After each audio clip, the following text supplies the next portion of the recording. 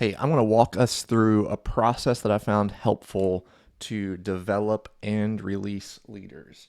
We're going to talk about developing and releasing. And if you're familiar with the 5 roles of movement leaders, it's going to tie to that. So if you think of the 5 roles, we're going to put 5 boxes here at the top, and this is going to represent the 5 different functions. So we're going to start with someone who is a disciple maker, and then someone who moves on to not just making disciples, but planting churches, so a church planter.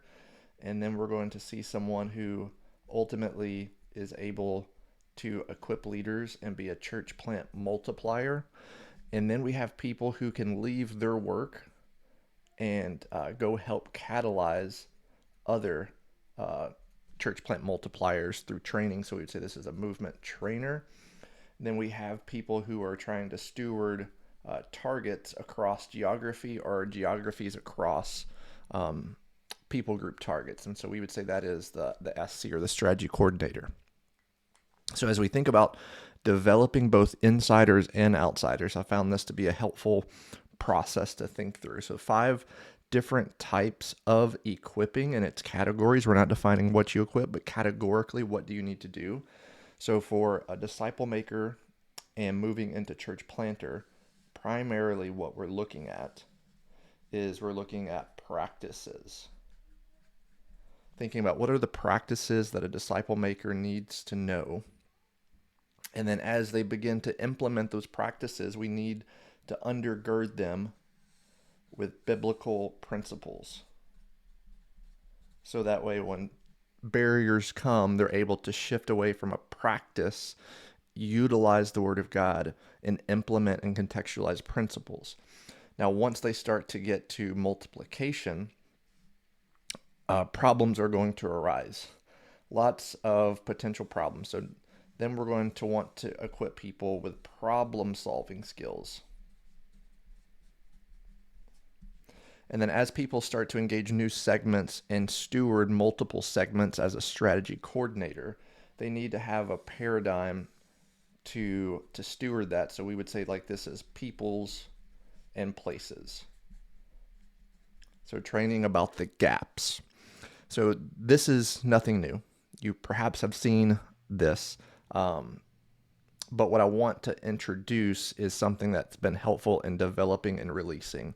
And the other thing I failed to mention is uh, throughout all of this and really backfeeling, going back this way, we can provide some pastoral training to help undergird all of the work that's happening with good, healthy pastoral leaders.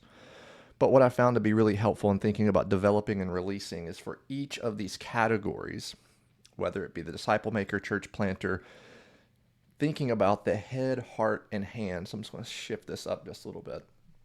Thinking about the head, the heart, and hands of this leader or emerging leader. So for a disciple maker, what does he or she need to know to be an effective disciple maker? And we're thinking about starting with minimum. So I would say a minimum is they need to know the gospel. They need to have a gospel tool. So let's kind of put that under the gospel. And they need to have a discipleship process.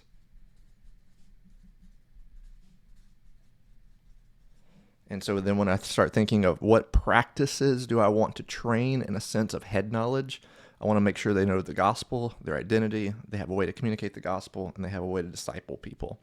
When we think of the heart posture of a disciple maker, we need to see that they have love for people, that they have a love for God. And when we think of the hands, and again, these are examples. You can qualify and quantify this however you wish. We think of the hands. What does a disciple maker do? They share the gospel,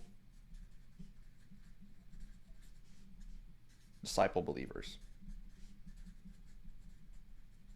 So now, whenever we take, and on top of this, this is just one example, and we use the acrostic MAUL, how am I modeling these things, sharing the gospel, discipling believers, for a disciple maker that I am developing and then ultimately releasing for them to do this work, how have I assisted in these things? How am I watching them? How have I launched them?